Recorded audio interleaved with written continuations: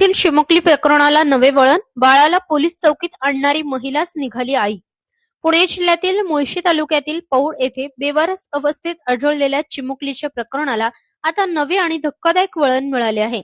28 मे रोजी Paud ST bus स्थानकाच्या पाठीमागील परिसरात अंदाजे 5 ते 7 महिन्यांची मुलगी बेवारस अवस्थेत आढळून आली होती. या घटनेमुळे परिसरात एकच खळबळ उडाली होती.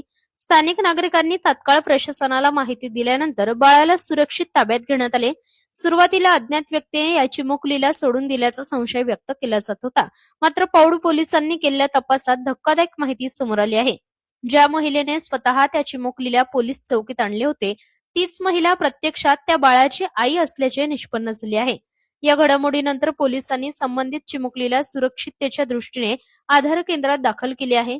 या संपूर्ण प्रकरणामागील नेमके कारण काय, संबंधित महिलेने असे पाऊल का उचलले, याचा तपास सध्या